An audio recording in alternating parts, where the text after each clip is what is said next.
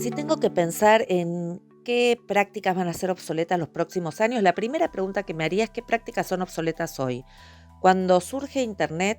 una de las capacidades de orden superior que trabajábamos muchísimo en nuestras prácticas era la síntesis. Hoy la síntesis la puede hacer cualquier herramienta de inteligencia artificial generativa en poco tiempo. ¿Qué capacidades van a ser de orden superior? ¿Cuáles van a ser relevantes? ¿Qué contenidos van a ser relevantes para qué mundo, para qué profesiones? Esas articulaciones tienen que ser pensadas hoy desde nuestras prácticas. De todos modos, si hiciera este ejercicio de pensar en el futuro como docente en los próximos años, creo que el corte tiene que ver con qué es delegable y qué es indelegable, porque van a ser delegables actividades y tareas y capacidades que pueden ser rutinizadas y automatizadas, y todo aquello que escape a la rutina, a la automatización, por ejemplo, el pensamiento autónomo, creativo, la imaginación, el metalenguaje, la metáfora, la ironía,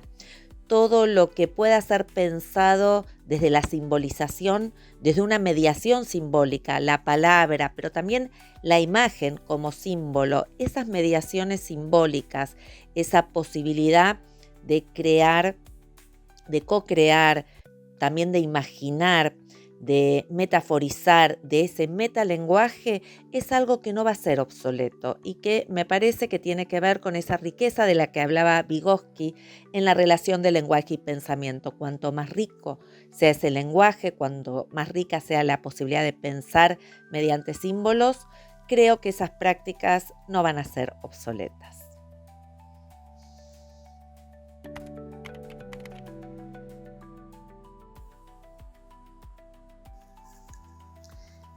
Creo que las experiencias educativas no pueden ser delegadas de ninguna manera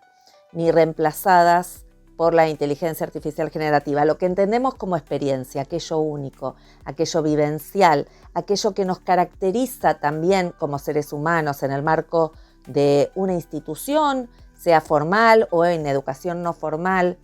todo lo que tiene que ver con los vínculos, con el afecto, con las emociones, pero también con el diálogo, con la escucha, con la convivencia, con decisiones éticas, todo eso que forma parte de una experiencia educativa única, que es aquello que justamente nos queda por el paso del sistema educativo, porque lo que nos quedan son esas experiencias, no van a poder ser reemplazados por la inteligencia artificial generativa.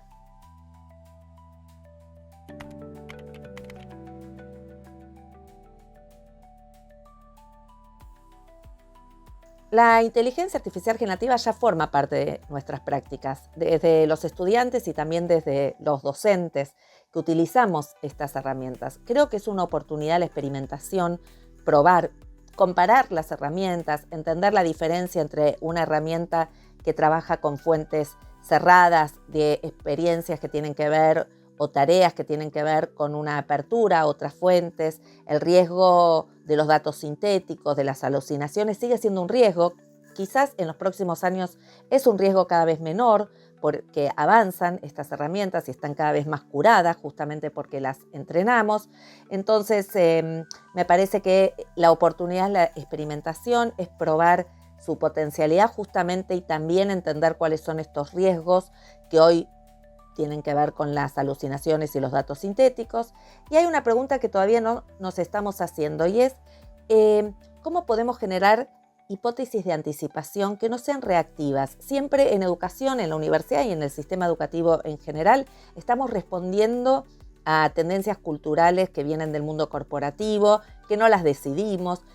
Me parece que la pregunta que hay que hacerse es qué está pasando en la sociedad hoy, cómo leemos el mundo, cómo podemos generar hipótesis de anticipación que nos permitan dar un paso adelante, dar un salto adelante, no ser reactivos sino proactivos, también imaginarnos qué va a venir de la mano de estos desarrollos, porque siguen profundizándose, siguen perfeccionándose, y empezar a pensar cuál va a ser el sentido de formarse en la universidad en estos próximos años. Creo que las preguntas tienen que ver con la anticipación, con el sentido de la democracia, de la participación, de la solidaridad, de otros temas que pueden llegar a estar en riesgo cuando la automatización y las sociedades de control estén cada vez más extremas.